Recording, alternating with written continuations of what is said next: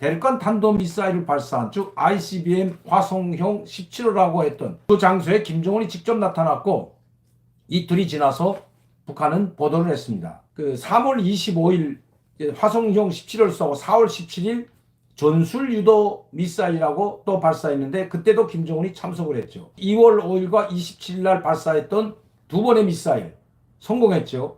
그리고 3월 5일 날 발사했던 미사일은 성공했다는 말조차도 없습니다. 왜냐하면 국방부 보고서에 의하면 올라가다가 공중에서 폭발했다고 합니다.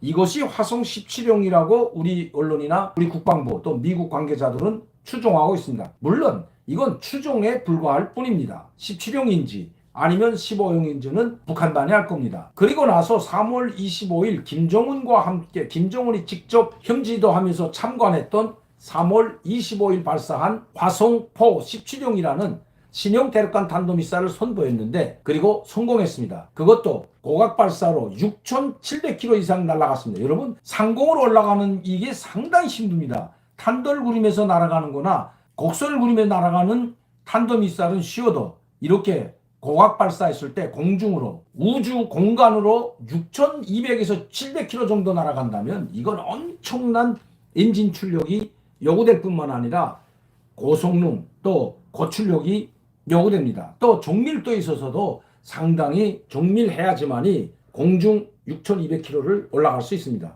근데 북한은 이렇게 6,200km까지 올라갔다가 고리상은 약 1,070km 동해상에 탄착시켰죠.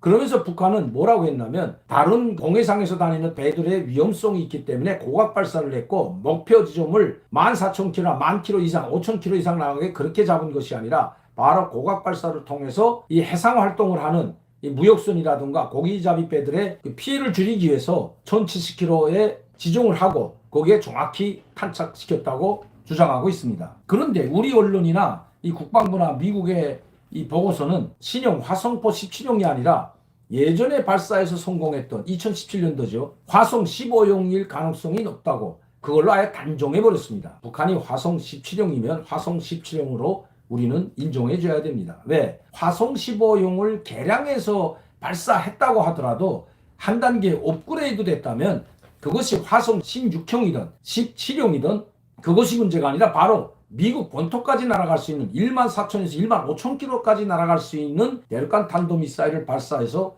성공했다는데 문제점을 두고 지적을 해야 된다는 겁니다. 자, 이렇게 자기들이 성공해도 미국이나 우리 국방부나 우리 합참이죠. 이 해외 언론이나 우리 국방부는 비하해서 북한의 이번에 쏜 미사일이 아주 표면에서 발표나고 납니다. 김정은은 그걸 알고 있다는 겁니다. 지금까지 북한이 발표해서 우리 문재인 정부 시절에는 탄도미사일이라는 말도 하지 못하고 미사일이라는 말도 하지 못했습니다. 그냥 발사체라고만 이야기하곤 했죠. 그리고 나서 북한이 탄도미사일을 발사했다고 이야기하든지 아니면 국첨성 미사일을 발사했든지 순항 미사일을 발사했다고 한다면 그때에 가서야 이것이 탄도미사일인지 아니면 순항 미사일인지 그 뒤에 발표하곤 했습니다. 북한이 지적해주지 않았다면 국방부나 우리 합참 문재인 시절에 정부 시절이죠. 아마 발표도 하지 않았을 겁니다. 그러면 제가 김정은이라도 결코 바로 자기들이 싼 미사일에 대해서 어떤 형인지 그것을 말하지 않을 겁니다. 그리고 미국이나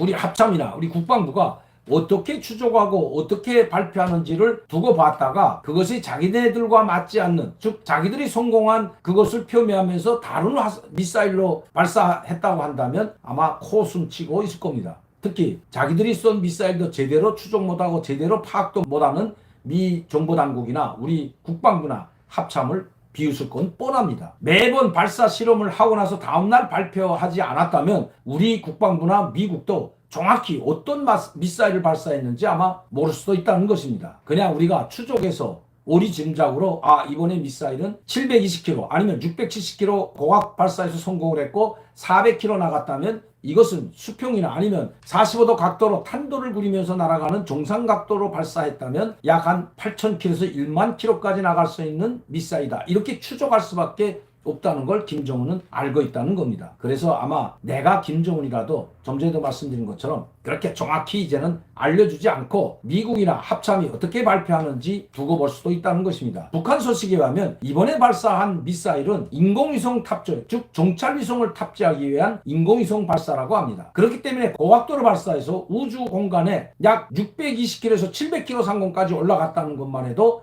이것은 대성공이라는 것입니다. 그리고 그 올라갔던 미사일의 동체가 약 400km까지 나가서 떨어지는 것은 그냥 떨어져도 400km까지는 탄착점이 될 수가 있다는 거죠. 400km 탄착점을 겨눠서 쏘은 것이 아니라 정확한 종찰위성을 탑재하지 않더라도 종찰위성과 같은 그 무게에 나가는 위성을 탑재하고 그리고 고각 발사를 진행했고 620에서 700km 공중까지 올라갔다면 이것은 우주 공간에 우주 궤도에 정확히 올려놓을 수 있는 미사일을 발사했다는 것으로 됩니다. 이미 북한은 여러 차례 수십 차례 고각 발사를 해서 이미 6,700km까지 우주 공간에 올라갈 수 있는 미사일을 만들었다는 것 자체가 이건 북한의 큰 성과일 겁니다. 그러나 인공위성은 6,700km 상공에서 지구 궤도를 따라 돌면서 촬영을 하지 않습니다. 대체로 500km에서 1000km 상공에 모두 인공위성이나 종찰위성, 군사위성들이 우주 공간에서 지구 궤도를 따라 돌면서 촬영을 하고 있죠. 왜냐하면 높이 올라가면 올라갈수록 해상도가 떨어지기 때문에 특히 북한과 같은 고성능 위성, 종찰위성을 탑재하지 못한다면 한국이나 일본이나 미국과 같은 이런 지역을 촬영하는데 아마 난감한 문제가 생길 겁니다.